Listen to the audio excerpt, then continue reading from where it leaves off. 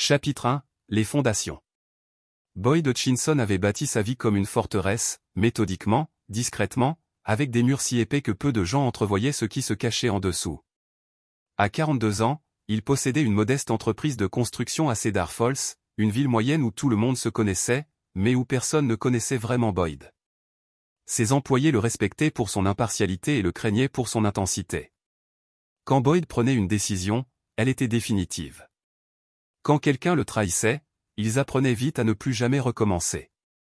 Le nom Hutchinson avait du poids à Cedar Falls, mais pas du genre dont on murmurait à l'oreille lors des dîners. Le grand-père de Boyd avait été le requin solitaire le plus redouté de la ville pendant la Grande Dépression. Son père avait dirigé les docks jusqu'à sa mort, contrôlant chaque cargaison transitant par le port. Boyd avait choisi une voie plus légitime, mais le réseau familial de relations, certaines légales, d'autres dans les zones grises, était resté intact et fidèle. Il avait rencontré Lindsay Walsh 12 ans plus tôt lors d'une vente aux enchères caritatives. Elle avait alors 25 ans, était institutrice de maternelle, les cheveux couleur miel et un sourire désarmant. Boyd, habituellement méfiant envers tout le monde, se trouva véritablement captivé. Lindsay semblait différente des femmes qui le courtisaient habituellement pour son argent ou ses relations. Elle paraissait innocente, attentionnée, insensible au cynisme qui imprégnait son univers. Leur relation était un contraste saisissant, Boyd, calculatrice et réservée. Il se laissa aller à la chaleur de Lindsay. Elle riait de son humour peint sans rire, encourageait ses rares moments de vulnérabilité et semblait sincèrement intéressée par une vie commune. Après 2 ans de relation, il la demanda en mariage avec la bague de sa grand-mère, une décision dont il réalisa plus tard qu'elle était sa première erreur. Les premières années de leur mariage furent heureuses. Lindsay quitta l'enseignement après leur mariage, prétextant vouloir se concentrer sur leur foyer. Boyd soutint cette décision même lorsqu'elle manifesta peu d'intérêt pour les enfants. Il supposait qu'elle attendait le bon moment. Il lui acheta une belle maison sur Maple Street, lui donna accès à ses comptes et lui fit entièrement confiance. Mais Boyd ne parvint pas à déceler les signes qui auraient dû être évidents pour quelqu'un de son expérience. L'intérêt de Lindsay pour leur vie commune commença à décliner vers la 5e année. Elle commença à faire de plus longues courses, s'inscrivit à un club de lecture qui se réunissait à des heures indues et développa un enthousiasme pour les cours de yoga qui semblaient exiger des tenues de plus en plus révélatrices. Les associés de Boyd, des hommes qui avaient appris à décrypter les gens pour survivre, commencèrent à faire des allusions subtiles. Mickey Torino, responsable du contrat de gestion des déchets du comté, mentionna avoir vu Lindsay au restaurant alors que Boyd était censé être absent. Frank Ducas, dont la famille contrôlait la plupart des jeux d'argent légaux de la région, remarqua nonchalamment que Lindsay semblait s'être fait de nouveaux amis au casino. Mais Boyd balaya leurs inquiétudes. Il avait bâti sa vie sur le principe que la loyauté, une fois acquise, était absolue. Lindsay l'avait choisi, épousé, partagé son lit pendant plus de 10 ans. Dans son esprit, cela créait un lien indéfectible. Il allait découvrir la naïveté de cette hypothèse. La vérité commença à éclater un mardi de mars. Boyd était rentré plus tôt d'un voyage d'affaires à Pittsburgh où il finalisait un contrat pour un nouveau centre commercial. Il avait pris un vol plus tôt pour surprendre Lindsay en lui offrant un dîner chez Rosini, le restaurant italien où ils avaient eu leur premier rendez-vous. Mais Lindsay n'était pas chez elle. Sa voiture avait disparu, et la maison était étrangement vide, suggérant qu'elle avait été absente pendant des heures. Boyd l'appela sur son portable et apprit qu'elle faisait partie d'un club de lecture. En passant devant la bibliothèque, sa voiture n'était pas là. Une vérification au studio de yoga donna le même résultat. C'est alors que Boyd fit ce qu'il aurait dû faire des années plus tôt, il commença à enquêter. Grâce à des contacts qui lui devaient des faveurs, il découvrit que Lindsay avait été vue régulièrement au Grandview Hotel avec Travis Kellerman, un promoteur immobilier installé à Cedar Falls 6 mois plus tôt. Kellerman était tout ce que Boyd n'était pas, tape à accent grave-l'œil, charmant et téméraire. Il conduisait une Corvette rouge, portait des costumes coûteux et avait la réputation de draguer les femmes mariées. Il avait fait fortune en revendant des propriétés en Californie avant que des problèmes non spécifiés ne le forcent à déménager. Il essayait désormais de s'implanter sur le marché immobilier de Cedar Falls. L'enquête révéla que Lindsay et Travis se fréquentaient depuis 3 mois. Ils étaient prudents, mais pas assez. Les reçus d'hôtel, les relevés de cartes de crédit et les témoignages montraient clairement qu'il s'agissait d'une liaison. Mais Boyd découvrit autre chose, encore plus inquiétant. Lindsay avait fourni à Travis des informations privilégiées sur ses relations d'affaires, notamment sur les contrats municipaux à venir et les changements de zonage. Boyd passa la nuit dans son bureau, à contempler les preuves étalées sur son bureau, les photos de Lindsay entrant et sortant de l'hôtel, les relevés bancaires attestant des retraits d'espèces correspondant à leur rencontre, les conversations enregistrées fournies par son contact à l'opérateur téléphonique. À l'aube, Boyd Hutchinson avait pris une décision qui allait tout changer. Il n'affronterait pas Lindsay directement. Il n'exigerait pas d'explications ni ne consulterait de conseiller conjugal. Au lieu de cela, il suivrait les conseils de son père et de son grand-père. Il planifierait. Il attendrait. Et le moment venu, il frapperait avec une telle force que ses ennemis ne s'en remettraient jamais. L'homme qui avait bâti sa vie sur la loyauté allait montrer à sa femme et à son amant ce qui se passait quand cette loyauté était trahie. Chapitre 2, la découverte. Pendant les 2 semaines suivantes, Boyd Hutchinson devint un fantôme dans sa propre vie. Il maintenait sa routine, partait au travail à 19h, revenait à 18h, partageait un dîner avec Lindsay pendant qu'elle discutait de son club de lecture ou de son cours de yoga. Mais sous son calme apparent, Boyd menait l'enquête la plus approfondie de sa vie. Il avait appris la patience de son père, qui disait « Un homme qui agit sous l'effet de la colère agit comme un imbécile. Un homme qui agit avec froideur agit comme Dieu. » Boyd était déterminé à adopter cette dernière option. S'appuyant sur un réseau de contacts. Remontant à 3 générations, il commença à dresser un tableau complet de la trahison de sa femme. Tony Marcelli, qui dirigeait une société d'enquête privée dont l'existence était principalement destinée à servir les intérêts de la famille Hutchinson, lui fournit des images de surveillance. L'inspecteur Ray Kowalski, qui devait à Boyd plusieurs services importants, lui a donné accès à des relevés téléphoniques et à des rapports de solvabilité.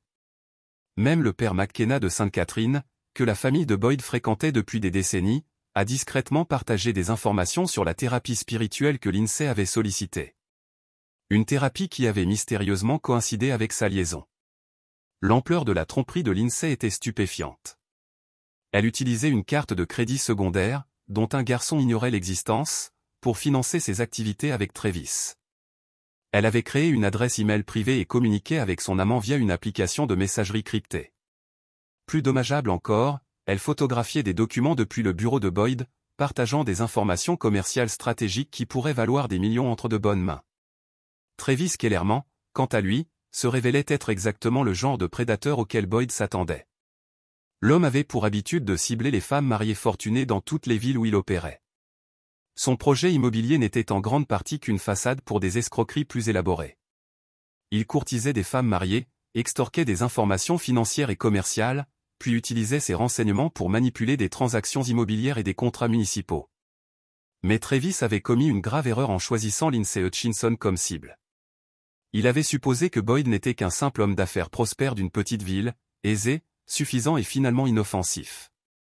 Travis ignorait que l'entreprise de construction de Boyd n'était que la figure légitime d'une famille qui faisait circuler argent, faveur et influence à Cedar Falls depuis 3 générations.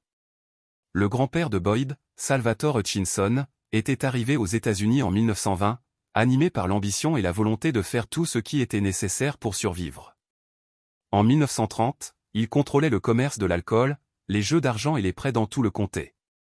À la fin de la Prohibition, Salvatore s'est reconverti dans des entreprises légales tout en préservant le réseau relationnel qui avait fait son pouvoir. Le père de Boyd, Michael, avait hérité des entreprises et des relations.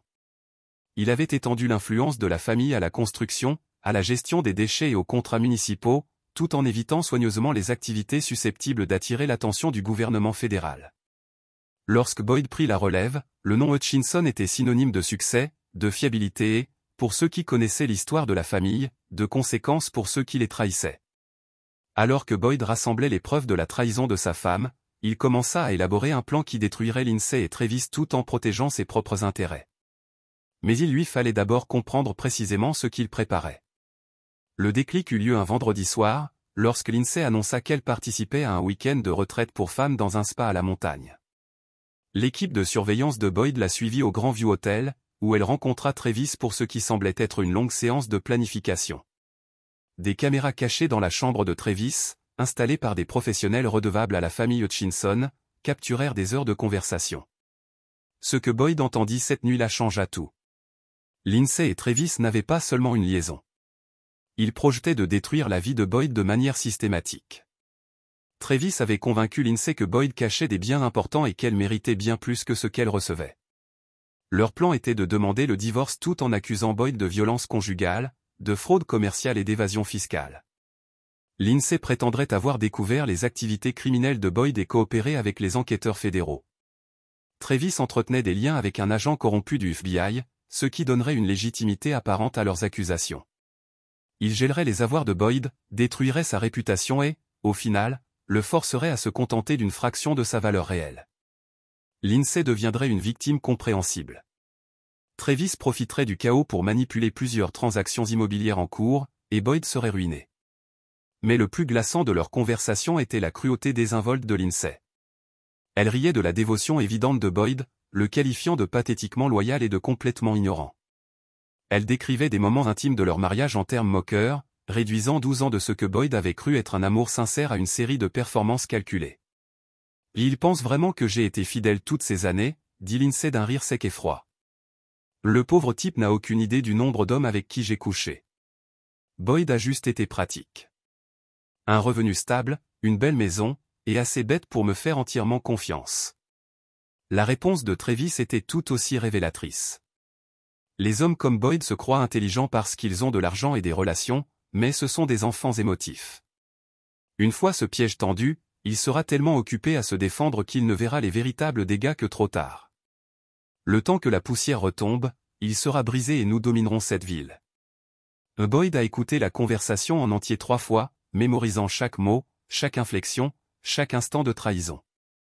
Lundi matin, il avait pris sa décision. Lindsay et Travis voulaient jouer à un jeu de destruction. Il leur montrerait à quoi ressemblait la vraie destruction.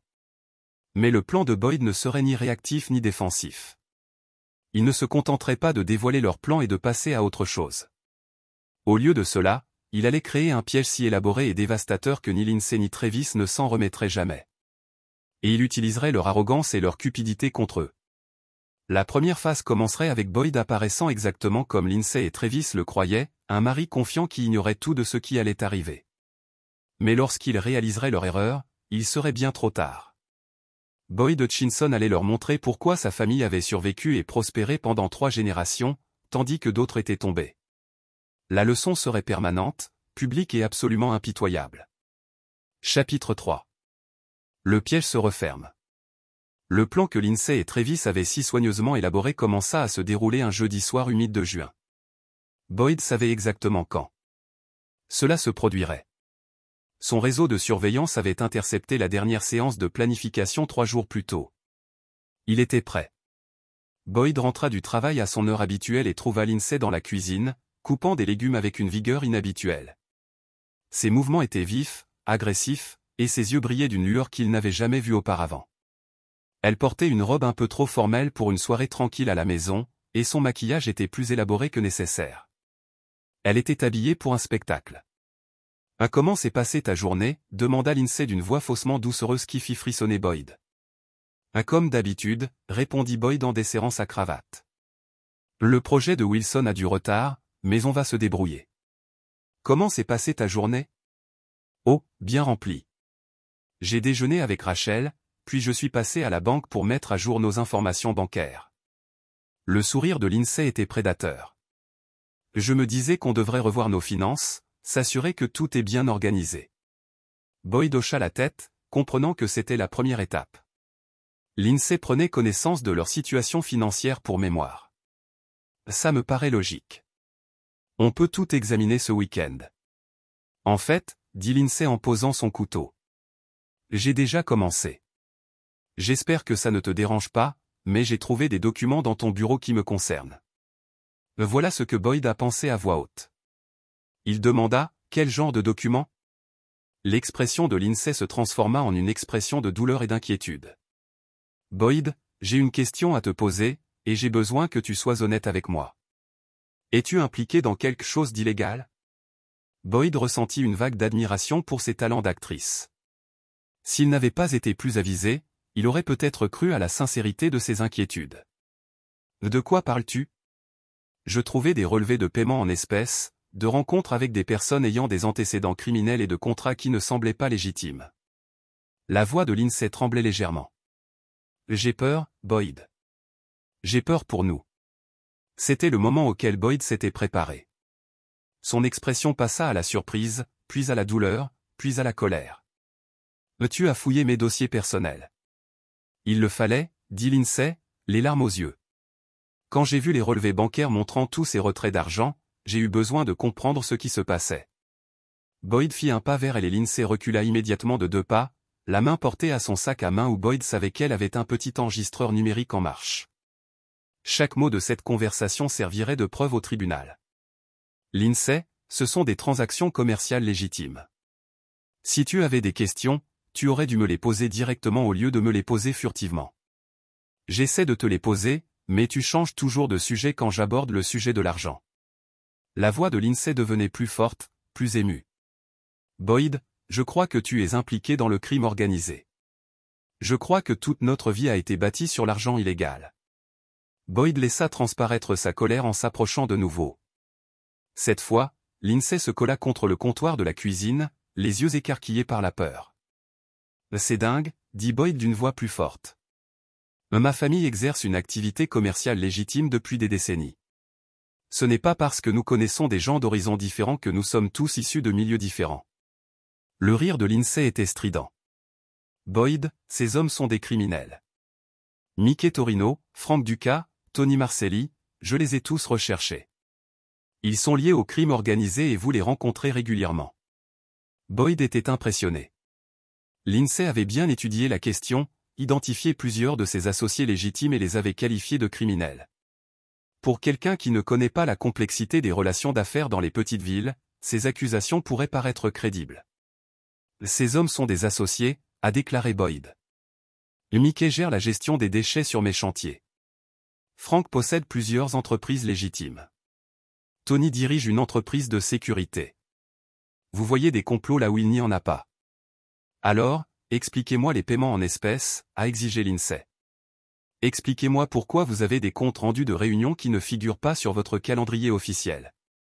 Expliquez-moi pourquoi vous avez des documents sur des contrats municipaux des mois avant leur annonce publique. » Boyd a réalisé que Lindsay et Travis avaient été bien plus minutieux qu'ils ne l'avaient fait initialement. Ils ont compris. Ils ont monté ce dossier pendant des mois, pas des semaines. Mais leur minutie finirait par les mener à leur perte. « Je peux tout expliquer, » dit Boyd. « Mais d'abord, je veux savoir pourquoi vous posez ces questions. Qui vous a mis ces idées en tête ?» L'expression de Lindsay vacilla un instant. Et Boyd vit une véritable panique dans ses yeux. « Personne ne m'a mis ça dans la tête. Je m'inquiète pour mon mari et notre mariage. »« Et vous ?» demanda Boyd doucement. « Où cherchez-vous des raisons pour justifier quelque chose que vous avez déjà décidé de faire ?» Avant que Lindsay ne puisse répondre, la sonnette retentit. Ils se figèrent tous les deux, se fixant du regard de l'autre côté de la cuisine. Boyd lut le calcul dans les yeux de Lindsay. Cela ne faisait pas partie de son plan, mais de celui de Boyd. La sonnette retentit de nouveau, suivie de coups violents. Boyd se dirigea vers la porte d'entrée, sachant exactement qui il allait trouver. Par la fenêtre, il aperçut des policiers de Falls stationnés sur son porche. Boyd ouvrit la porte avec une expression confuse et innocente. « Monsieur. Agent, que puis-je faire pour vous ?» L'inspecteur Ray Kowalski s'avança, le visage neutre et professionnel. Boyd connaissait Ray depuis 15 ans et ils avaient travaillé ensemble sur plusieurs projets municipaux. Mais ce soir, Ray était strictement professionnel. « Monsieur Hutchinson, nous avons reçu une plainte pour violence conjugale. Nous devons vous parler, vous et votre femme. » Boyd entendit Lindsay halter derrière lui. Un parfait mélange de choc et de peur. « Agent, veuillez entrer. Je ne comprends pas de quoi il s'agit. » Les 3 policiers entrent dans la maison et Boyd remarque que Lindsay s'est positionnée près de l'escalier comme si elle s'apprêtait à fuir. Ses yeux étaient écarquillés, sa respiration rapide et ses mains tremblaient légèrement. Aux yeux des agents, elle ressemblait à une victime terrifiée. « Madame, » dit doucement Kowalski. « Nous avons reçu un appel concernant une dispute conjugale. » « Êtes-vous Madame Hutchinson ?»« Oui », murmura Lindsay d'une voix à peine audible. « Je ne sais pas quoi dire. »« Madame Hutchinson, êtes-vous en état d'alerte immédiate ?»« Danger ?» Le deuxième policier, un jeune homme que Boyd ne reconnut pas, avait la main posée sur sa radio. Lindsay regarda Boyd, puis les policiers, puis sembla prendre une décision. « Oui, dit-elle d'une voix plus forte. Je crois que oui. Mon mari m'a menacé, et j'ai découvert qu'il est impliqué dans des activités criminelles. Boyd ressentit un instant d'admiration pour la performance de Lindsay. Elle le vendait parfaitement. La victime réticente trouvait enfin le courage de parler. Madame Hutchinson Kowalski dit, il va falloir que vous soyez plus précise. Quel genre de menace votre mari a-t-il proféré? Il est de plus en plus en colère à cause de mes questions concernant ses affaires. Lindsay a dit, les larmes ont commencé à couler. Quand je l'ai confronté ce soir au sujet des preuves d'activités illégales que j'avais trouvées, il est devenu violent. Il m'a attrapé et a menacé de me blesser si je parlais à qui que ce soit de mes découvertes. Les trois policiers se sont tournés vers Boyd, qui a conservé son expression d'innocence confuse. Agent, ma femme est visiblement bouleversée, mais je ne l'ai ni menacée ni touchée. Nous discutions de documents commerciaux qu'elle a trouvés, mais il n'y a eu aucune violence. Monsieur, a dit le jeune policier, nous allons vous demander de sortir pendant que nous parlons à votre femme en privé. Boyd a acquiescé d'un signe de tête coopératif. Bien sûr. Je veux aider à dissiper ce malentendu. Alors que Boyd franchissait le porche, il entendit la voix de Lindsay à travers la porte ouverte, gagnant en force et en assurance. En racontant son histoire, elle l'accusait de l'avoir menacé, d'être impliqué dans des affaires criminelles, d'utiliser leur mariage pour dissimuler des activités illégales. Elle se présentait comme une victime ayant enfin trouvé le courage de demander de l'aide. Mais ce que Lindsay ignorait, c'est que l'inspecteur Kowalski portait un enregistreur spécial, fourni par les hommes de Boyd 3 jours plus tôt. Chaque mot des accusations de Lindsay était enregistré avec une clarté numérique parfaite. Au bout de 20 minutes, Kowalski sortit de la maison. Monsieur Hutchinson, sur la base de la déclaration de votre femme, nous allons devoir vous placer en état d'arrestation pour violence conjugale et intimidation de témoins. Boyd se permit d'afficher un air choqué, blessé et trahi. Ray, vous me connaissez depuis 15 ans. Vous savez que je ne ferai jamais de mal à Lindsay. Je suis désolé, Boyd, dit doucement Kowalski en sortant les menottes. Je dois suivre la procédure. Alors que les menottes claquaient autour des poignets de Boyd, il aperçut Lindsay qui l'observait par la fenêtre. Son expression était une satisfaction mêlée à ce qui aurait pu être un véritable soulagement. Elle croyait vraiment avoir gagné. Boyd fut placé à l'arrière de la voiture de police et, alors qu'il se dirigeait vers le poste, il utilisa son seul appel autorisé pour composer un numéro qu'il avait mémorisé mais qu'il n'avait jamais prévu d'utiliser. Le maire William Garrett répondit à la deuxième sonnerie.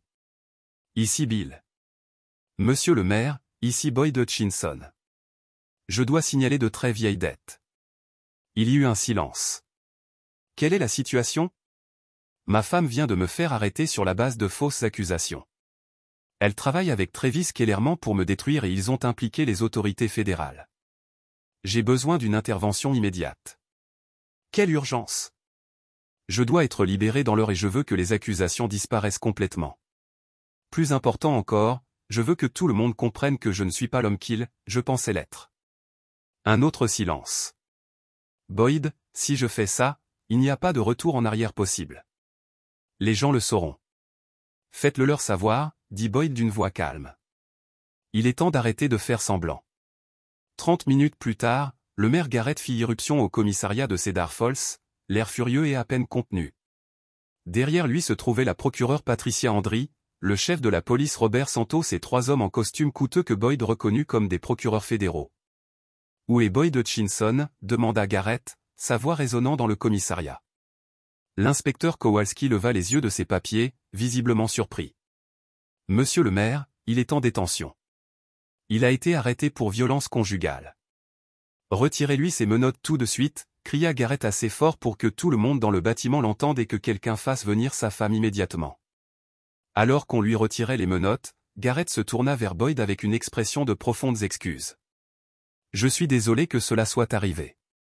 Nous n'imaginions pas qu'ils agiraient aussi vite. » Boyd se frotta les poignets, constatant que tous les policiers présents le fixaient avec une compréhension nouvelle. « Ce n'est pas ta faute, Bill. J'aurais dû agir plus tôt. » Lorsque Lindsay arriva au commissariat 20 minutes plus tard, s'attendant visiblement à porter plainte contre son mari, elle se retrouva face à une situation bien différente. Boyd se tenait libre, entouré des personnes les plus influentes du comté, et tous la regardaient avec une hostilité à peine dissimulée. « Madame Hutchinson » dit le maire Garrett d'une voix froide et solennelle. Vous avez commis une grave erreur ce soir, dit Lindsay d'un ton confus, puis effrayé, puis désespéré. Je ne comprends pas. Mon mari m'a menacé. Il est impliqué avec des criminels. Femme, dit Garrett en élevant la voix. Vous venez de ruiner votre vie. Avec qui pensiez-vous jouer? Et à cet instant, Lindsay Hutchinson réalisa qu'elle n'avait jamais vraiment connu son mari. Chapitre 4. La révélation. Le commissariat n'avait jamais été aussi silencieux. Lindsay se tenait au centre de la pièce, entourée des personnalités les plus influentes de Cedar Falls, qui la regardaient comme si elle était un objet qu'ils auraient gratté de leurs chaussures. Boyd observa le visage de sa femme alterner entre confusion, peur et compréhension naissante que ses plans soigneusement élaborés venaient de s'effondrer. Le maire Garrett fit un geste vers son entourage. Madame Hutchinson, j'aimerais vous présenter quelques personnes. Voici la procureure Patricia Andry, qui enquête sur les accusations de corruption que vous vous apprêtez à porter contre votre mari. Voici le chef de la police Santos, qui se demande comment vous avez obtenu des informations policières confidentielles pour vos accusations. Et ces messieurs sont des procureurs fédéraux qui s'intéressent de près à votre affaire. Le passé de mon petit ami. Le visage de Lindsay pâlit. Je ne sais pas de quoi tu parles, dit Travis Kellerman, l'un des procureurs fédéraux, un homme mince aux cheveux gris et au regard prédateur. De son vrai nom Travis Morrison, recherché en Californie pour fraude immobilière, usurpation d'identité et extorsion. Actuellement sous surveillance fédérale pour complot en vue de commettre une fraude dans des contrats municipaux, Boyd s'avança, l'air complètement transformé par rapport au mari confus d'il y a une heure. Lindsay, tu couches avec un fugitif fédéral. Tu lui as transmis des informations confidentielles sur des projets municipaux, et ce soir, tu essaies de détruire ma vie sur ces instructions. Oh là là! Lindsay sursauta, puis s'arrêta. Pour la première fois depuis que Boyd la connaissait, elle semblait véritablement sans voix. L'enregistreur que vous aviez dans votre sac à main a tout enregistré. Le procureur Hendricks dit, vos accusations contre votre mari, votre aveu d'avoir accédé à des documents confidentiels et des détails très intéressants sur votre relation avec Monsieur Morrison. Instinctivement, la main de Lindsay se porta à son sac. Vous ne pouvez pas utiliser, c'est illégal d'enregistrer quelqu'un sans son consentement. Boyd rit d'un rire dénué d'humour. Lindsay, j'enregistre toutes les conversations de notre maison depuis 3 mois. Je suis au courant de chaque rencontre avec Travis, de chaque mensonge que vous m'avez dit et de chaque information classifiée que vous avez volée. La seule question maintenant est de savoir si vous allez coopérer à l'enquête fédérale ou si vous irez en prison. Le maire Garrett regarda sa montre. Madame Hutchinson, Travis Morrison est en détention à la prison du comté. Il est très bavard depuis notre arrestation il y a 1 heure. D'après sa déclaration, tout ce stratagème était votre idée. Vous l'avez approché. Vous avez fourni les informations et vous l'avez convaincu de vous aider à détruire votre mari. Ce n'est pas vrai. La voix de Lindsay se brisa. Travis a tout planifié. Il m'a dit que Boyd était dangereux, qu'il était impliqué avec des criminels, que je devais me protéger. Vraiment? Boyd sortit son téléphone et passa une conversation enregistrée. La voix de Lindsay emplit la pièce. Boyd est juste, c'était pratique, un revenu stable, une belle maison et assez bête pour me faire entièrement confiance. Lindsay tituba en arrière comme si elle avait été frappée.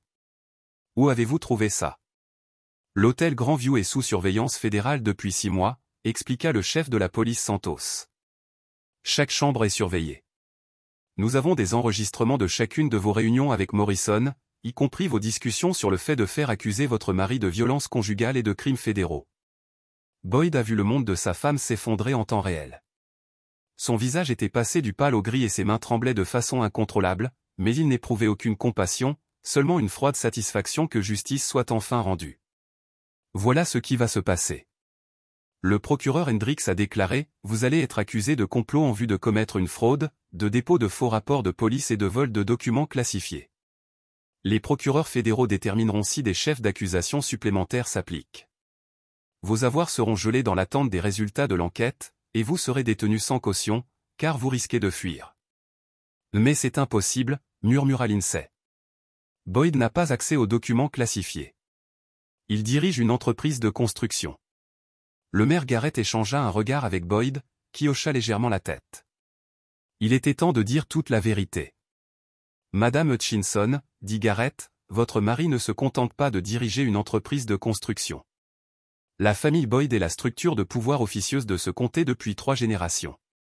Chaque contrat municipal important, chaque décision de zonage, chaque transaction commerciale importante implique Hutchinson. Votre mari gère des informations classifiées pour le compte du gouvernement du comté depuis plus de 10 ans. Boyd s'approcha de Lindsay. Suffisamment près pour qu'elle seule puisse entendre ses paroles. Je suis le maire officieux de cette ville depuis la mort de mon père. Chaque faveur, chaque contact, chaque influence que vous pensiez être une activité criminelle. Tout est parfaitement légal. Tout est à moi. Les jambes de Lindsay cédèrent et elle s'affala sur une chaise à proximité. Mais vous travaillez dans le bâtiment. Vous rentrez sale. Vous regardez le football le dimanche. Je travaille dans le bâtiment parce que j'aime construire. Boyd a dit, je rentre sale parce que je fais un travail honnête. Et je regarde le football parce que ça me détend après avoir passé des semaines à gérer l'avenir économique de ce comté. Vous avez épousé l'homme le plus puissant de Cedar Falls et vous ne vous en êtes même pas rendu compte lorsque les procureurs fédéraux se sont manifestés. Madame Hutchinson, votre petit ami a essayé d'infiltrer les réseaux municipaux de corruption dans tout l'État. Il a choisi Cedar Falls parce qu'il pensait que ce serait une cible facile, une petite ville avec des joueurs de bas étage. Ce qu'il n'a pas réalisé, c'est que Cedar Falls est propre depuis 20 ans, précisément grâce aux gens qui s'attaquent à la corruption. Le sourire de Boyd était d'une netteté remarquable. Travis pensait se moquer de moi, mais en réalité, il m'aidait à identifier et à éliminer les derniers foyers de corruption du comté. Chaque personne qu'il a approchée, chaque pot de vin qu'il a proposé, chaque stratagème illégal qu'il a proposé, nous avons tout documenté. Votre petit ami vient de nous aider à mener à bien la plus grande opération anticorruption de l'histoire de l'État. Lindsay leva les yeux vers Boyd, l'air complètement dévasté. Tu savais tout. Je savais que tu me trompais depuis 3 mois. Boyd dit, je connaissais la véritable identité de Travis depuis 6 semaines. Je savais que tu prévoyais de me faire arrêter depuis 2 semaines. Ce que j'ignorais, c'était jusqu'où tu étais prêt à aller pour me détruire. Maintenant, je sais. Le chef de police Santos fit signe à 2 agents. Madame Hutchinson, vous êtes en état d'arrestation pour complot, dépôt de fausses plaintes et vol de documents gouvernementaux. Vous avez le droit de garder le silence. Alors que les menottes claquaient autour des poignets de Lindsay, elle regarda Boyd avec une expression proche du désespoir. Boyd, s'il te plaît. Nous avons été mariés pendant 12 ans. Cela doit bien compter. L'expression de Boyd ne changea pas. Ces 12 ans étaient apparemment un mensonge. Vous l'avez dit vous-même. J'étais juste opportuniste. Des revenus stables, une belle maison et assez bête pour te faire entièrement confiance. Tandis qu'on emmenait Lindsay, le maire Garrett posa une main sur l'épaule de Boyd. Je suis désolé que tu aies dû endurer ça. Boyd secoua la tête. Ne sois pas tranquille. C'était nécessaire. Lindsay et Travis ne s'en prenaient pas seulement à moi. Ils attaquaient tout ce que ma famille avait construit. Ils menaçaient la stabilité du comté tout entier. Il fallait les arrêter. Que va-t-il se passer maintenant? Boyd regarda autour de lui au commissariat, constatant à quel point tout le monde le traitait différemment maintenant que sa véritable position était connue du public. Maintenant, on nettoie le bazar. Travis est remis aux autorités fédérales. Lindsay va en prison et quiconque pourrait songer à trahir les fils ou en reçoit un message très clair sur les conséquences. Dans votre mariage, le rire de Boyd était froid. Mon mariage a pris fin au moment où Lindsay a décidé de me trahir. Elle découvrira que divorcer de la prison est considérablement plus compliqué que divorcer de la liberté. En quittant le commissariat, Boyd réalisa que le plus difficile restait à accomplir. Lindsay et Travis étaient neutralisés, mais d'autres étaient impliqués dans leur complot. Des gens qui les avaient aidés, des gens qui étaient au courant du plan et n'avaient rien fait pour l'arrêter. Boyd Hutchinson allait leur montrer à tous pourquoi sa famille avait survécu et prospéré pendant 3 générations, tandis que d'autres étaient tombés. La leçon serait complète, durable et absolument impitoyable. Chapitre 5. Le réseau se démantèle. Le lendemain matin, Boyd Hutchinson était assis dans son bureau à 6 heures, entouré de dossiers détaillant chaque aspect du complot de Lindsay et Travis. Ce qu'il découvrit au cours des 12 heures suivant leur arrestation était bien plus vaste qu'il ne l'avait initialement imaginé. Leur plan ne consistait pas seulement à détruire sa réputation. Il visait à déclencher une restructuration complète du pouvoir à Cedar Falls. Le téléphone de Boyd sonna. La voix grave de Tony Marcelli emplit la pièce. « On a un problème, Boyd. Plus grave qu'on ne le pensait. » « Combien plus gros ? » Votre femme et son petit ami n'étaient pas seuls. Nous avons identifié au moins 8 autres personnes impliquées dans ce complot, dont 3 conseillers municipaux, un agent fédéral et un membre du bureau du procureur général de l'État. Boyd sentit sa mâchoire se serrer. Non, Patricia Wells, David Reed et Michael Torres, membres du conseil municipal. L'agent fédéral et l'agent spécial Sarah Chin. Elle fournit des informations à Travis depuis des mois. Le contact au niveau de l'État est Robert Kim, procureur général adjoint. Mais voilà le hic, il bénéficie du soutien financier de la Consolidated Development Corporation. Boyd News CDC, un énorme conglomérat immobilier qui tente de s'implanter à Cedar Falls depuis des années. Ils ont été bloqués à plusieurs reprises par des restrictions de zonage et des contrats municipaux favorisant les entreprises locales. Ils comprenaient maintenant pourquoi Travis semblait si confiant et bien doté. Il ne s'agissait donc pas seulement de détruire mon mariage. Boyd disait qu'il s'agissait de détruire toute la structure du pouvoir local. Exactement. La CDC voulait ouvrir la voie à de grands projets de développement. Ils pensaient qu'en vous abattant et en installant leurs hommes à des postes clés, ils pourraient remodeler le comté tout entier. Votre femme n'était que la porte d'entrée. Boyd se leva et alla à sa fenêtre, contemplant la ville que sa famille avait protégée pendant 3 générations. L'idée que des étrangers aient été si près de détruire tout ce que son grand-père et son père avaient bâti le remplissait d'une rage froide comme il n'en avait jamais ressenti. Tony, je veux un dossier complet sur chaque personne impliquée dans les 24 heures. Dossier financier, communication, relations personnelles, faiblesses, tout a déjà commencé. Mickey s'occupe des traces financières. Frank a des gens qui travaillent sur les dossiers de communication et l'inspecteur Kowalski donne accès aux dossiers officiels. Nous aurons tout pour demain matin. Boyd raccrocha et composa immédiatement un autre numéro. La procureure Patricia Andry répondit à la première sonnerie. Boyd, j'espérais que vous appelleriez. Nous avons quelques complications, par exemple Travis Morrison exige un avocat et il laisse entendre qu'il détient des informations sur des crimes fédéraux susceptibles de faire tomber plusieurs fonctionnaires. Il veut l'immunité en échange de son témoignage.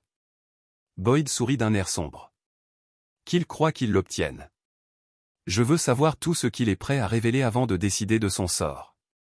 Il y a autre chose.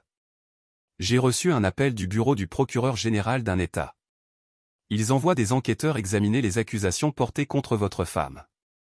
Apparemment, la légalité des preuves de surveillance soulève des questions. Qui soulève précisément ces questions? Le procureur général adjoint Robert Kim Boyd ressentit une bouffée de satisfaction. Le réseau se révélait exactement comme il l'espérait. Patricia, j'ai besoin que vous retardiez toute enquête d'État de 72 heures. Dites-leur que vous traitez encore des preuves fédérales.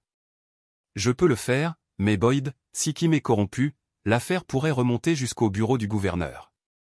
Laissez-moi m'occuper du gouverneur. Juste à côté de moi dans 3 jours. Boyd appela ensuite le maire Garrett. Bill, il faut qu'on parle. Mon bureau dans 1 heure. Quelle est la gravité de la situation? Pire que prévu, mais pas trop grave. Amenez le chef Santos et toute personne en qui vous avez entièrement confiance. 1 heure plus tard, le bureau de Boyd était rempli des fonctionnaires les plus puissants et légitimes de Cedar Falls, le maire Garrett, le chef de la police Santos, le procureur Reese et la juge Margaret Flynn, filleule du père de Boyd et l'une des juristes les plus respectées de l'État. Boyd étala les dossiers préliminaires sur son bureau. Mesdames et messieurs, Lindsay et Travis faisaient partie d'un complot impliquant au moins 8 autres personnes et financé par la Consolidated Development Corporation. Le plan était de me détruire, d'installer leurs hommes à des postes municipaux clés et de remodeler tout le comté à leur profit. Le juge Flynn examina les documents. C'est très long. Depuis combien de temps planifie-t-il cela? Au moins 18 mois. Le CDC étudie notre structure municipale, identifie les relations clés et planifie précisément comment perturber nos systèmes de contrôle locaux. Ils ont choisi Lindsay comme point d'entrée parce qu'elle avait accès à mon réseau et à mes informations. Le chef de la police Santos avait l'air sombre. 3 membres de notre conseil municipal sont impliqués. Si l'affaire se révèle avant que nous puissions la gérer correctement, cela pourrait provoquer un effondrement total du gouvernement municipal, ce qui est exactement ce que souhaite le CDC. Boyd a déclaré que le chaos crée des opportunités d'intervention extérieure. S'ils parviennent à déstabiliser notre gouvernement local, ils peuvent justifier une surveillance étatique et fédérale. Une fois que cela se produit, ils peuvent manipuler le processus de reconstruction à leur avantage. Le maire Garrett a étudié un rapport financier. Boyd, ces chiffres montrent que le CDC prévoit d'investir plus de 200 millions de dollars dans des projets de développement à Cedar Falls. Il ne cherche pas seulement à prendre pied. Il prévoit de transformer complètement le comté, acquiesça Boyd. Ce qui signifie que nous devons agir vite et résolument. Nous ne pouvons pas nous contenter d'arrêter les conspirateurs locaux et espérer que le problème disparaisse. Nous devons détruire toute l'activité du CDC et envoyer un message qui empêchera quiconque de tenter une action similaire. Le procureur Hendricks semblait inquiet. Boyd, nous parlons de nous attaquer à une entreprise qui possède des milliards d'actifs et des connexions au sein du gouvernement fédéral. Êtes-vous sûr que nous avons les ressources pour ce genre de combat? Le sourire de Boyd était prédateur. Patricia, ma famille accumule les faveurs, les relations et les ressources depuis 70 ans. Le CDC a commis l'erreur de nous attaquer sur notre terrain, en utilisant des gens qui nous doivent leur carrière.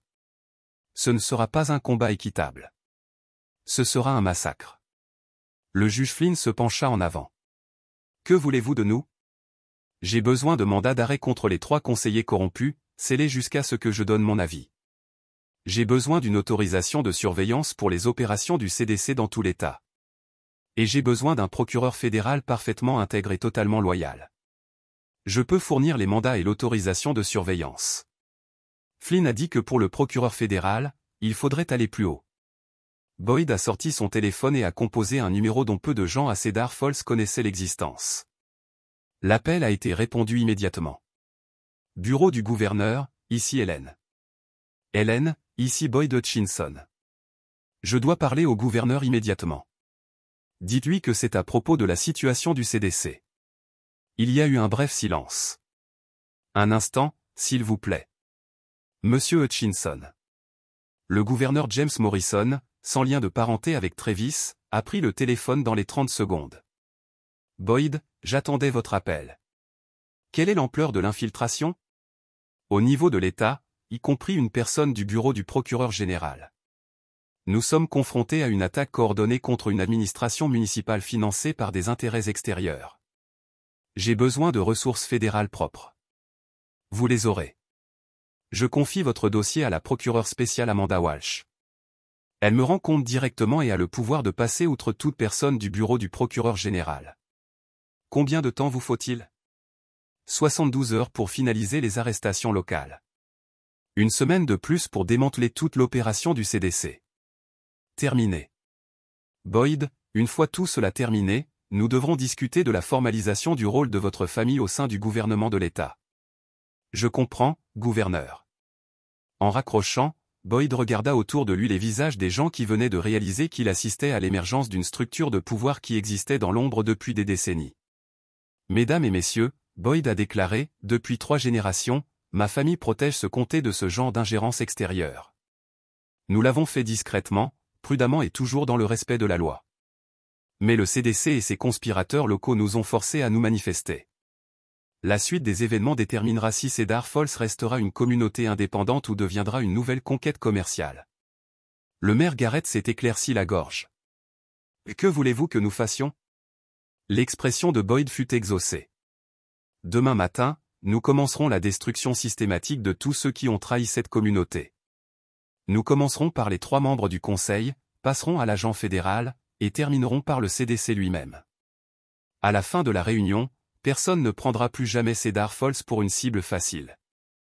À la fin de la réunion, Boyd resta dans son bureau, les yeux rivés sur les photos de son grand-père et de son père accrochées au mur. Ils avaient bâti un empire d'influence grâce à leur patience, leur intelligence et leur efficacité impitoyable. C'était maintenant à son tour de prouver que l'héritage Hutchinson perdurerait encore. Génération. Lindsay et Travis pensaient détruire la vie d'un homme. Au lieu de cela, ils avaient réveillé quelque chose de bien plus dangereux, une famille qui attendait depuis 70 ans que quelqu'un lui donne une raison de montrer sa véritable puissance. Le jugement allait commencer. Chapitre 6. Le jugement commence. À l'aube du vendredi, Boyd Hutchinson avait positionné ses pièces tel un grand maître d'échecs se préparant à l'échec et mat. Les 24 heures suivantes allaient déterminer si le règne de sa famille sur Cedar Falls, vieux de 70 ans, perdurerait ou si des forces extérieures parviendraient à détruire tout ce que son grand-père avait construit. À 6 heures du matin, Boyd rencontra Tony Marcelli dans un entrepôt abandonné à la périphérie de la ville. Le bâtiment avait été utilisé par la famille Hutchinson pour des discussions sensibles pendant des décennies, et ses pièces insonorisées et ses lignes téléphoniques intraçables en faisaient un lieu idéal pour coordonner des opérations complexes. « Et dites-moi tout », dit Boyd en s'installant dans un fauteuil placé face à un mur recouvert de photographies, de documents et de schémas de connexion. « Tony, j'ai consulté un épais dossier. Patricia Wells, conseillère municipale, perçoit de l'argent du CDC depuis 8 mois. Ils ont enregistré ces conversations téléphoniques, discutant de la manière de manipuler les lois d'urbanisme pour favoriser leurs projets. David Reed leur doit 300 000 $ de dette de jeu. Il le possède entièrement. Michael Torres couche avec une cadre du CDC et ils ont des preuves vidéo. Boyd a étudié les photos des 3 conseillers municipaux. Il les connaissait tous depuis des années, avait assisté aux remises de diplômes de leurs enfants, à leurs fêtes d'anniversaire et à leurs événements de campagne. La trahison était à la fois personnelle et politique. Qu'en est-il de l'agent fédéral? L'agent spécial Sarah Chin fournit des informations à Travis depuis 6 mois. Elle utilise ses identifiants du FBI pour accéder à des dossiers municipaux classifiés et les partager avec le CDC. Mais voici le point intéressant, elle ignore l'implication du CDC. Elle pense travailler directement pour Travis, elle est donc totalement remplaçable pour eux, ce qui nous donne un moyen de pression. Boyd est passé au dossier de communication. Montrez-moi le lien avec le CDC. Tony étala une série de documents financiers. La Consolidated Development Corporation a créé une filiale, Mountain View Property, spécialement pour gérer l'opération de Cedar Falls. Elle a investi 12 millions de dollars jusqu'à présent et prévoit d'investir 100 millions supplémentaires une fois la municipalité sous son contrôle. Personnel, l'opération est dirigée par Jennifer Walsh, vice-présidente du CDC. Boyd leva brusquement les yeux. Walsh, y a-t-il un lien de parenté avec le procureur spécial désigné par le gouverneur? Boyd prenait déjà son téléphone. On va bientôt le savoir. Amanda Walsh répondit à la première sonnerie. Ici le procureur spécial Walsh. Madame Walsh. Ici Boyd Hutchinson. J'ai une question directe et j'ai besoin d'une réponse directe. Avez-vous des membres de votre famille qui travaillent pour la Consolidated Development Corporation? Il y eut un long silence. Pourquoi posez-vous cette question? Parce que le CDC est à l'origine du complot sur lequel nous enquêtons et que leur opération est dirigée par une certaine Jennifer Walsh. Nouveau silence. Plus long cette fois. Jennifer Walsh est ma sœur, mais je ne lui ai pas parlé depuis 5 ans et j'ignorais qu'elle était impliquée dans cette affaire. Boyd ressentit une poussée d'adrénaline. C'était soit une incroyable coïncidence, soit le piège le plus sophistiqué qu'il ait jamais esquissé. Mademoiselle Walsh, je vais vous demander de faire un choix. Soit vous vous récusez immédiatement de cette affaire, soit vous m'aidez à détruire complètement l'activité de votre sœur. Monsieur Hutchinson, j'ai prêté serment de respecter la loi, quelles que soient mes relations personnelles. Si ma sœur est impliquée dans des crimes fédéraux, elle en subira les conséquences. Boyd sourit d'un air sombre. Amanda Walsh venait de réussir l'examen le plus important de sa carrière. Tant mieux, car nous sommes sur le point de vous donner des preuves qui la condamneront à 20 ans de prison. À 8 heures du matin, la première arrestation commença. La conseillère municipale Patricia Wells fut placée en garde à vue à son domicile alors qu'elle s'apprêtait à partir travailler. David Reed fut arrêté à son bureau. Michael Torres fut interpellé au terrain de golf. Tous 3 ont été inculpés de complot, de corruption d'agents publics et de pots de vin. À 9 heures, la nouvelle de l'arrestation s'était répandue dans tout Cedar Falls. Les médias locaux étaient en émoi. Les autres membres du conseil étaient en séance d'urgence, et chaque employé municipal se demandait s'il serait le prochain.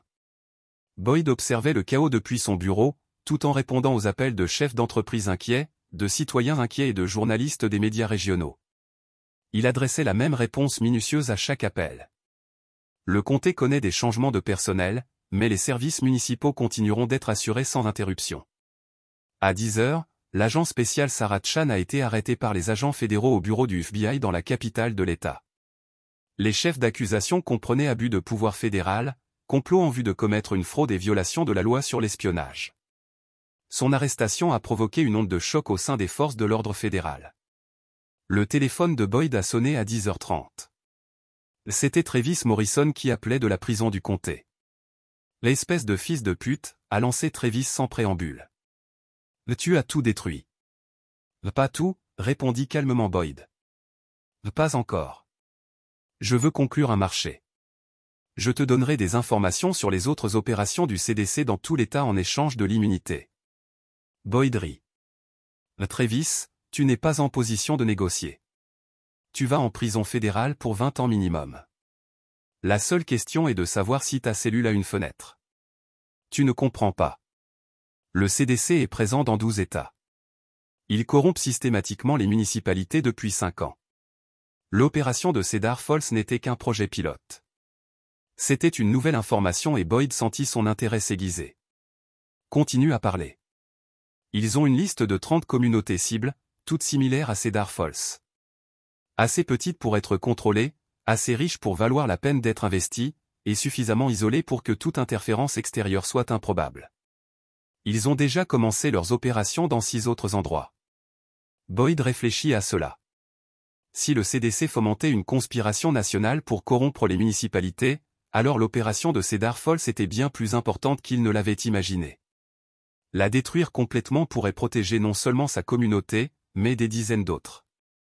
Travis, tu vas tout dire au procureur spécial Walsh sur les opérations du CDC. Chaque nom, chaque lieu, chaque machination. En échange, je veillerai à ce que tu sois incarcéré dans un établissement fédéral plutôt que dans une prison d'État. Tu purgeras quand même une peine de 20 ans, mais tu vivras pour raconter ton histoire. Et si je ne coopère pas, murmura Boyd. Tu découvriras alors ce qui arrive à ceux qui menacent ma famille. Travis, tu as essayé de détruire tout ce que mon grand-père et mon père ont construit. Tu as utilisé ma femme pour attaquer l'œuvre de ma vie. Tu as introduit la criminalité et la corruption dans ma communauté. Crois-tu vraiment que je vais te laisser t'en tirer? Le silence fut long. Je parlerai au procureur. Un choix judicieux. À midi, Boyd a rencontré le maire Garrett, le chef de la police Santos et les autres membres du conseil municipal dans la salle de conférence d'urgence du bâtiment municipal. L'ambiance était tendue, chacun essayant de comprendre comment 3 de leurs collègues ont pu être corrompus sans que personne ne s'en rende compte. Mesdames et messieurs, dit Boyd, voici ce qui s'est passé ici. Ce n'était pas un hasard. Cedar Falls a été ciblé par la Consolidated Development Corporation parce que nous représentons une communauté qu'elle veut contrôler, une communauté stable et prospère, dotée d'un gouvernement local fort et d'une ingérence extérieure minimale. Janet Morrison, conseillère municipale âgée au service de la communauté depuis 20 ans, semblait bouleversée. Comment n'avons-nous pas vu venir cette situation? Parce qu'ils étaient très doués dans leur domaine, répondit Boyd. Le CDC a passé des années à étudier des communautés comme la nôtre, à identifier leurs faiblesses et à élaborer des stratégies pour les exploiter. Ils ont choisi leur cible avec soin et agissent lentement pour éviter d'être repérés. Et que va-t-il se passer maintenant? Demanda Robert Hay, membre du conseil municipal. Boyd se leva et se dirigea vers la fenêtre, regardant la place publique où son grand-père avait autrefois dirigé une petite entreprise de construction et où son père avait étendu l'influence de la famille dans toute la région. Maintenant, nous démontrons au CDC et à tous ceux qui pourraient nous observer que Cedar Falls n'est pas une ville à conquérir. Nous dévoilons toute leur opération, poursuivons toutes les personnes impliquées et expliquons clairement qu'attaquer cette communauté aura des conséquences bien au-delà de ce qu'ils peuvent imaginer. Le maire Garrett se pencha en avant. Boyd, les médias d'État commencent à s'intéresser à cette affaire. D'ici ce soir, des journalistes de grands médias poseront des questions sur la corruption au sein de l'administration municipale. Comment gérer cela? Boyd se tourna vers le groupe avec un sourire à la fois confiant et légèrement prédateur. Nous lui disons la vérité. Cedar Falls a identifié et démantelé un complot visant à corrompre notre gouvernement. Nous l'avons fait rapidement, efficacement et complètement. Et nous l'avons fait sans aucune aide extérieure, car nous protégeons les nôtres. À la fin de la réunion, Boyd est resté avec le maire Garrett. Bill, il y a autre chose que tu dois savoir.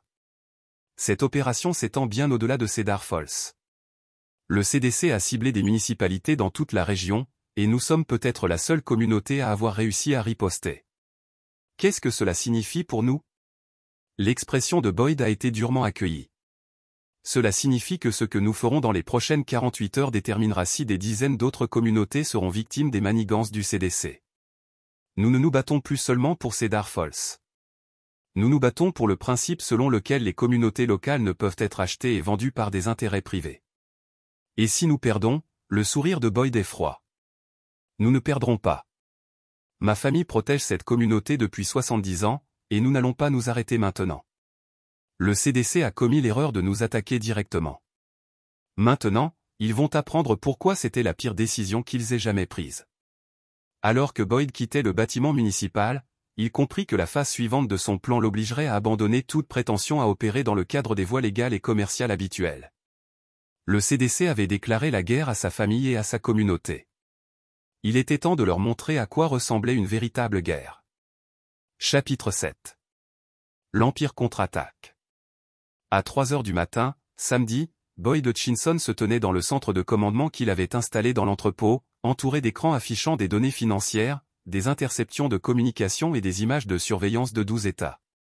Ce qui avait commencé comme une simple affaire de tromperie de sa femme s'était transformé en la plus grande opération anticorruption de l'histoire régionale.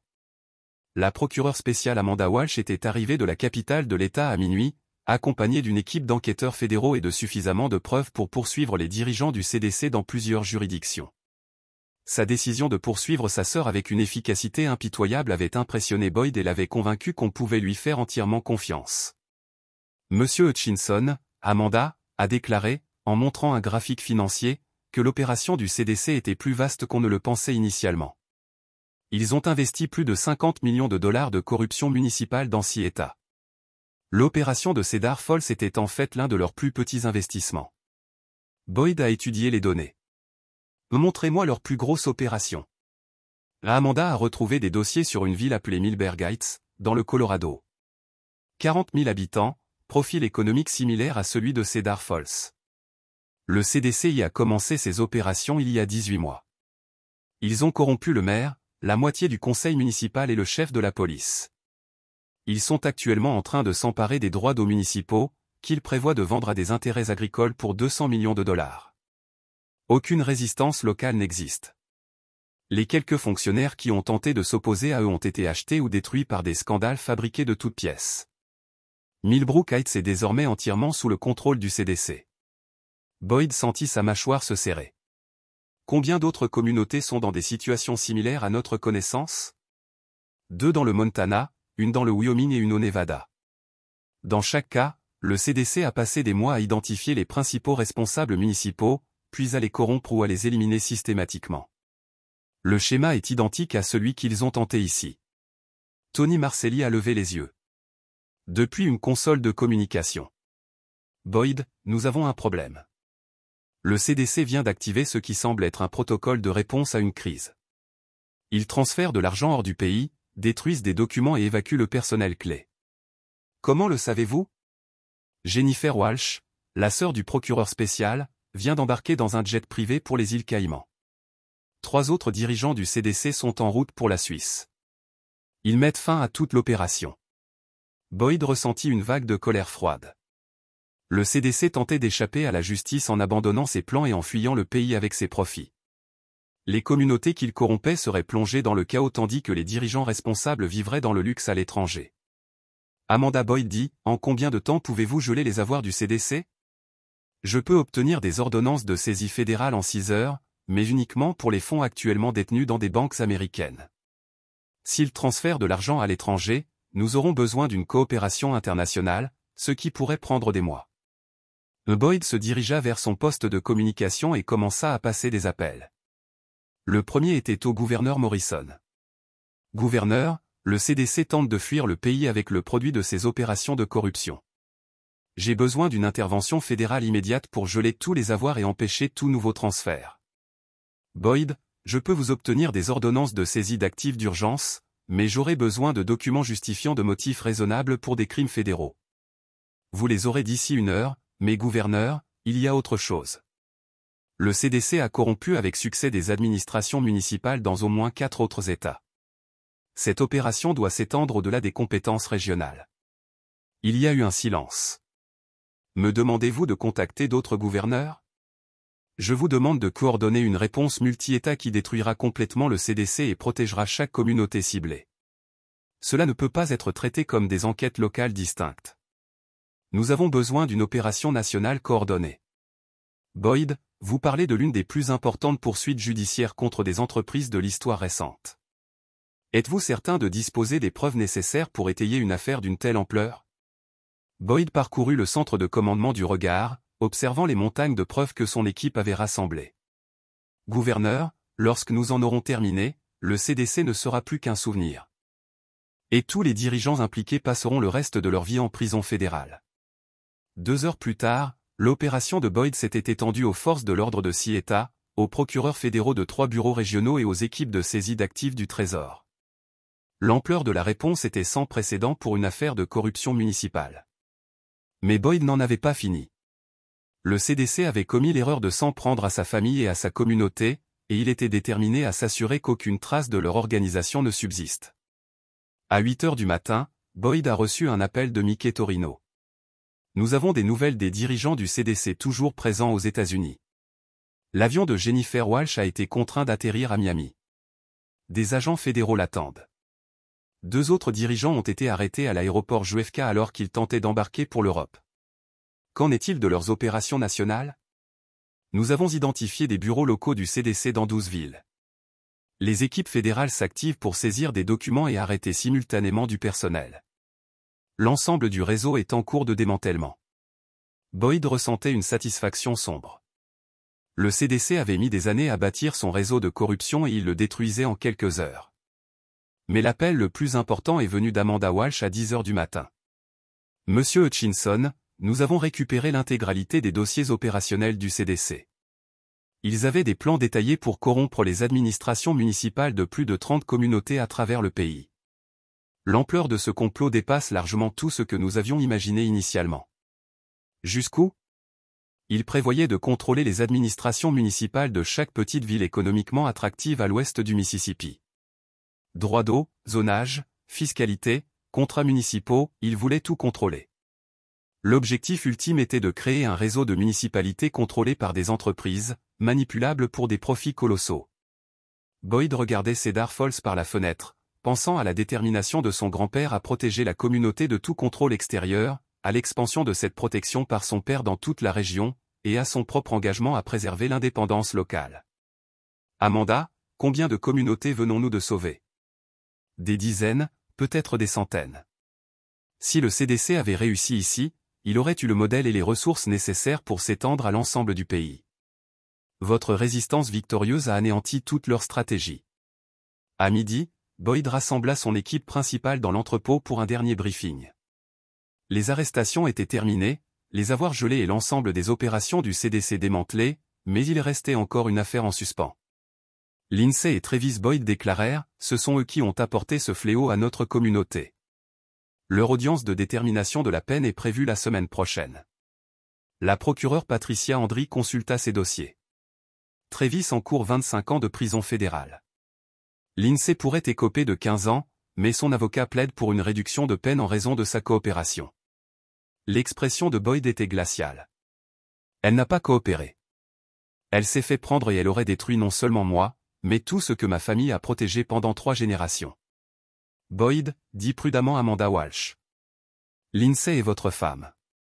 Le tribunal s'attendra à ce que vos souhaits concernant sa peine soient pris en compte. Le sourire de Boyd était d'une netteté remarquable. Le tribunal entendra mes souhaits. Je veux qu'ils purgent tous les deux la peine maximale dans des établissements fédéraux sans possibilité de libération conditionnelle. Je veux qu'ils comprennent que trahir la famille Hutchinson entraîne des conséquences à vie. Tony Marcelli semblait mal à l'aise. Oh là là, t'es sûr? 15 ans, c'est long pour quelqu'un qui a été manipulé par des forces extérieures. Boyd se tourna vers son plus vieil ami et allié le plus fidèle. Tony Lindsay n'a pas été manipulée. Elle a pris des décisions calculées pour me trahir, voler des informations confidentielles et contribuer à la destruction de notre communauté. Elle l'a fait pour l'argent, pour le plaisir, et parce qu'elle me pensait assez faible pour lui pardonner. Boyd s'est dirigé vers le mur où des photos de son grand-père et de son père côtoyaient des images de Cedar Falls de différentes époques. Mon grand-père m'a appris que la loyauté est le fondement de tout ce que nous avons construit. Mon père m'a appris qu'une trahison pardonnée appelle à d'autres trahisons. Lindsay et Travis purgeront l'intégralité de leur peine et chacun dans cette région comprendra qu'attaquer la famille Hutchinson est une erreur qu'on ne commet qu'une fois. En quittant l'entrepôt, Boyd a ressenti un profond sentiment d'accomplissement. Le CDC a été détruit, leurs dirigeants étaient en détention et des dizaines de communautés resteraient à l'abri du contrôle des entreprises. Lindsay et Travis passeraient les 20 prochaines années en prison fédérale, en pensant à leur décision de trahir la famille la plus puissante de la région. Mais plus important encore, Boyd avait prouvé que l'héritage Hutchinson se poursuivrait pour une autre génération. L'empire d'influence de son grand-père avait non seulement survécu à son plus grand défi. Il était devenu plus fort, plus visible et plus respecté que jamais. La guerre était terminée. Boyd Hutchinson avait complètement gagné. Chapitre 8. Justice asservie. Le palais de justice fédéral de Cedar Falls n'avait jamais organisé une audience de détermination de la peine qui a attiré tant d'attention. Des représentants de 6 gouvernements des États, des procureurs fédéraux de plusieurs juridictions et des médias de toute la région s'étaient rassemblés pour assister à la conclusion de ce que les experts juridiques appelaient déjà le plus grand cas de corruption municipale de l'histoire moderne. Boyd Hutchinson s'est assis au premier rang de la salle d'audience, portant le même costume sombre qu'il avait porté aux funérailles de son père 5 ans plus tôt. Son expression était composée, professionnelle et complètement impitoyable. À côté de lui, le maire, Garrett, procureur de district Hendricks, et le procureur spécial Amanda Walsh, qui était devenu le visage de l'enquête multi-État qui avait complètement détruit le CDC. Lindsay s'est assise à la table de l'accusé avec son avocat, un jeune défenseur public qui avait attiré la tâche impossible de plaider en faveur d'une clémence dans une affaire qui avait attiré l'attention nationale. Elle avait l'air plus petite que Boyd ne s'en souvient, ses cheveux nicolent désormais ternes et désagréables. Son visage est passé de mois de stress et de mauvaise prison. Elle n'avait pas regardé une fois dans la direction de Boyd depuis son entrée dans la salle d'audience. Travis Morrison s'est assis à une table séparée avec son avocat, un avocat chair de la défense de Chicago, qui avait volé spécifiquement pour cette affaire. Travis semblait provoquant, sa mâchoire s'était ses yeux fixés sur un point au-dessus de la tête du juge. Il avait refusé d'accepter la responsabilité de ses actions et a continué à affirmer qu'il avait été manipulé par des dirigeants du CDC qui étaient maintenant hors de sa portée. La juge Margaret Flynn est entrée dans la salle d'audience à 14 heures. Son expression grave et son comportement reflétant la signification historique de la procédure. Flynn s'occupait des cas de haut niveau depuis 20 ans, mais c'était la première fois qu'elle présidait une condamnation qui déterminerait le sort d'une conspiration couvrant plusieurs États. Mesdames et messieurs, le juge Flynn a commencé, nous sommes ici pour conclure la phase de détermination de la peine des États-Unis contre Morrison et des États-Unis contre Hutchinson. Courtrowin, ce qui s'est passé à Cedar Falls représente une attaque sur le principe fondamental de l'autogouvernance locale. Remarque.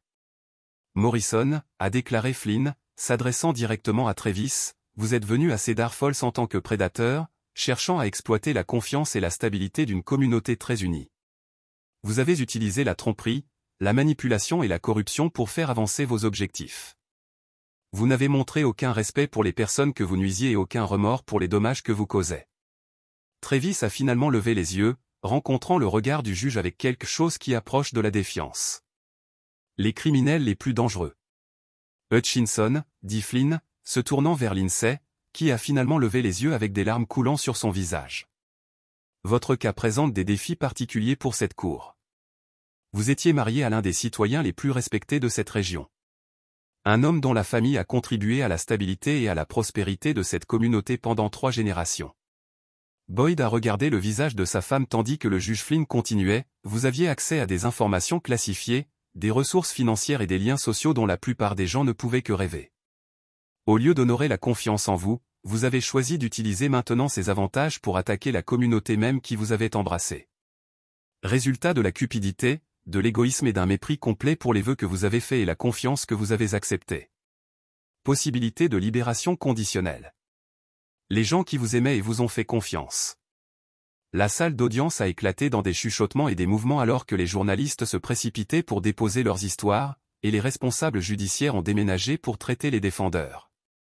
20 ans étaient nettement plus que l'avocat de Lindsay, et la décision de refuser la libération conditionnelle signifiait qu'elle resterait en prison fédérale jusqu'à l'âge de près de 60 ans. Alors que les accusés étaient menottés, Lindsay a tourné pour un dernier coup d'œil à Boyd. Son expression était un mélange de désespoir, de regret et de quelque chose qui aurait pu être un appel au pardon. L'expression de Boyd n'a pas changé. Il a vu sa femme disparaître à travers les portes du palais de justice avec la même indifférence froide qu'il pourrait montrer à tout autre criminel conduit à la prison. Après que la salle d'audience s'est effondrée, Boyd s'est retrouvé seul avec le juge Flynn dans le couloir à l'extérieur de la salle d'audience. « Mon garçon, dit-elle doucement, j'espère que vous trouverez une paix dans ce résultat. » « La justice n'est pas une question de paix, » a répondu Boyd. « Il s'agit de conséquences. Lindsay et Travis ont choisi de tout trahir, j'ai passé ma vie à construire. Maintenant, ils vivront avec les conséquences de ce choix pour les 20 prochaines années. » Et le sourire de CDC Boyd était sombre, complètement détruit. 53 cadres arrêtés dans 6 États, tous les actifs saisis et chaque opération municipale s'est arrêtée. Ils ne menaceront jamais une autre communauté. Le juge Flynn a hoché la tête avec approbation. Votre grand-père serait fier. Ton père aussi. Alors que Boyd quittait le palais de justice, il a été approché par un groupe de journalistes cherchant des commentaires sur la condamnation. Il s'arrêta sur les marches du palais de justice, regardant la place de la ville où son grand-père avait d'abord établi la présence de la famille à Cedar Falls. Mesdames et messieurs, Boyd a déclaré, aujourd'hui, la condamnation envoie un message clair que des communautés comme Cedar Falls ne peuvent pas être achetées, vendues ou corrompues par des intérêts extérieurs. Ma famille a protégé cette région pendant 3 générations et nous continuerons à le faire pour 3 autres. Monsieur Hutchinson a appelé un reporter de la capitale de l'État. Avez-vous un message pour votre épouse? Boyd a été froide de Stone. Lindsay Hutchinson a fait ses choix. Maintenant, elle vivra avec les conséquences. Je n'ai pas de femme. Alors que Boyd s'éloignait du palais de justice, il sentit le poids de l'histoire de sa famille s'installer sur ses épaules. Son grand-père avait construit un empire par la détermination et l'efficacité impitoyables. Son père avait élargi cet empire tout en conservant ses principes fondamentaux. Maintenant, Boyd avait prouvé que l'empire survivrait et prospérerait dans la prochaine génération. Lindsay et Travis ont terminé. Le CDC a été détruit. Et chaque personne de la région qui pourrait envisager de trahir la famille Hutchinson venait de recevoir un message très clair sur les conséquences d'une telle trahison. La guerre était terminée. Boyd Hutchinson avait gagné complètement, en permanence et sans pitié. Chapitre 9. La nouvelle commande. 6 mois après la condamnation, Boyd Hutchinson se tenait dans son étude, examinant des rapports de toute la région qui ont documenté la transformation complète des chutes de cèdres et de ses communautés environnantes. La destruction du CDC et la poursuite de leurs conspirateurs locaux avaient créé un vide de pouvoir que Boyd avait systématiquement rempli d'alliés fidèles et de successeurs soigneusement choisis. Les 3 membres du conseil municipal corrompus ont été remplacés par des élections spéciales par des candidats personnellement sélectionnés par Boyd. Le nouveau maire, Patricia Santos, la sœur du chef Santos et un ami de longue date de la famille, s'était révélé remarquablement efficace pour mettre en œuvre la vision de Boyd pour le développement municipal. L'ensemble du gouvernement municipal était maintenant doté de personnes qui comprenaient que leur position existait à la discrétion de Boyd. Plus important encore, le rôle de Boyd en tant que courtier électrique non officiel de la région n'était plus caché. Le gouverneur Morrison l'avait officiellement nommé conseiller spécial pour les affaires municipales, un poste qui lui a donné le pouvoir officiel de coordonner les efforts anticorruption dans tout l'État. Les autorités fédérales l'avaient désigné comme consultant permanent pour des enquêtes impliquant un complot municipal qui le rendait effectivement intouchable par interférence extérieure. Mais le développement le plus satisfaisant a été le sort de la communauté que le CDC avait ciblée. Millbrook Heights, Colorado, avait été libéré du contrôle des entreprises après que Boyd ait fourni aux autorités fédérales des preuves des opérations du CDC là-bas. Les responsables corrompus ont été arrêtés. Les actifs du CDC ont été saisis et les droits de l'eau de la communauté ont été restaurés au contrôle municipal. Des opérations similaires avaient libéré 4 autres communautés de l'influence du CDC. Le téléphone de Boyd a sonné, interrompant son examen des rapports mensuels. La voix de Tony Marcelli a rempli la pièce. Boyd, nous avons une situation. Quelqu'un a posé des questions sur l'entreprise familiale. On dirait que nous pourrions avoir un nouveau problème. Boyd sentit son intérêt affûté. Quel genre de questions? Un enquêteur privé de Chicago a fait des questions sur vos relations, l'histoire de votre famille, et spécifiquement sur ce qui est arrivé à Lindsay et Travis. Il représente quelqu'un qui veut rester anonyme. Boyd sourit cynisme. Des théories sur qui pourrait payer pour cette enquête? Cela pourrait être la compagnie d'assurance de CDC à la recherche d'un motif pour éviter de payer les réclamations. Cela pourrait être des procureurs fédéraux de l'extérieur de notre région en essayant de construire une affaire. Ou ce pourrait être une personne connectée à l'INSEE ou Travis qui pense pouvoir trouver des motifs pour un appel. Boyd considérait les possibilités. Après sa victoire complète sur le CDC, il était inévitable que quelqu'un finisse par défier le contrôle de sa famille. La question était de savoir si cette nouvelle menace était suffisamment sérieuse pour nécessiter une action immédiate. Tony, je veux des informations générales complètes sur cet enquêteur dans les 24 heures. Dossier financier, historique des clients, connexion personnelle.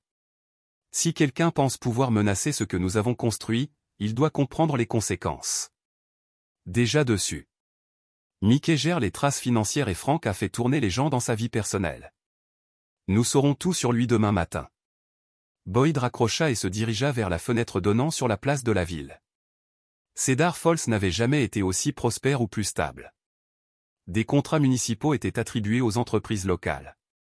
Les recettes fiscales ont augmenté de 30% et le chômage était dans des bas historiques.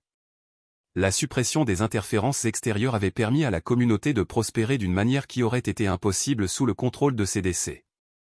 Mais la prospérité et la stabilité sont venues à un prix que peu de gens à Cedar Falls ont bien compris. Le contrôle de Boyd sur la communauté a été absolu et impitoyable. Les entreprises locales ont réussi ou échoué en fonction de sa loyauté envers la famille Hutchinson. Des carrières politiques ont été faites ou détruites par l'approbation de Boyd. Même les relations sociales ont été influencées par la proximité de la structure du pouvoir de la famille. La réflexion de Boyd a été interrompue par un coup sur la porte de son étude. Entrée. Le maire Patricia Santos est entrée en portant un dossier que Boyd a reconnu comme contenant des mises à jour sur les projets municipaux en cours. Boyd, je voulais discuter de la proposition de développement de Henderson et du nouveau financement de l'établissement de traitement de l'eau. Alors que Patricia l'a informé des affaires municipales, Boyd a réfléchi à la façon dont sa vie avait changé depuis la trahison de l'INSEE. Il y a 6 mois, il avait été un homme d'affaires prospère avec une influence cachée. Maintenant, il était le dirigeant reconnu d'une région entière avec une reconnaissance officielle du gouvernement et une autorité pratiquement illimitée.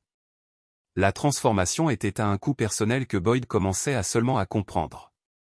Il vivait seul dans la maison qu'il avait partagée avec l'INSEE, entouré de rappels d'un mariage qui avait été construit sur des mensonges. Il n'avait pas de relations personnelles étroites en dehors de ses associés et aucune perspective de ne plus faire confiance à quelqu'un pour partager sa vie. Mais Boyd n'a ressenti aucun regret des choix qu'il avait faits. La trahison de l'INSEE avait révélé des faiblesses dans son approche du pouvoir qui auraient finalement pu détruire tout ce que sa famille avait construit. En répondant avec une force écrasante et une impitoyabilité absolue, il avait éliminé de façon permanente ses faiblesses. À 20 h, Boyd a reçu un visiteur inattendu. Le détective Ray Kowalski, désormais promu au chef des détectives, est arrivé à la maison en portant des informations sur l'enquêteur privé. Boyd, nous avons identifié l'enquêteur de Chicago. Son nom est David Shinn et il ne travaille pas pour la compagnie d'assurance du CDC ou les procureurs fédéraux. Il travaille pour l'INSEE. Boyd sentit sa mâchoire se resserrer. Expliquez. L'INSEE a travaillé avec un groupe de détenus fédéraux pour faire appel de sa condamnation. Ils prétendent que les preuves contre elle ont été obtenues illégalement et qu'elle s'est vue refuser un avocat efficace. Cet enquêteur essaie de trouver des motifs pour renverser sa phrase. Boyd a ri, un son complètement dépourvu d'humour. L'INSEE pense qu'elle peut échapper à la justice en contestant l'enquête qui exposait ses crimes. Ça empire.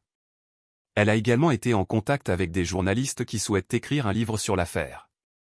Il prévoit de la dépeindre comme une victime d'une poursuite trop zélée et de vous en tant que courtier local corrompu qui a manipulé le système juridique pour la vengeance personnelle. Boyd a ressenti une vague de colère froide qui ne ressemblait à tout ce qu'il avait vécu depuis la trahison originale de l'INSEE. Son ex-femme tentait de détruire sa réputation et de saper tout ce qu'il avait accompli, même pour la prison fédérale. Ray, je veux que vous organisiez une réunion avec l'INSEE. Je vais lui rendre visite en prison fédérale et expliquer exactement ce qui se passera si elle continue cette campagne. Garçon, ce n'est peut-être pas sage.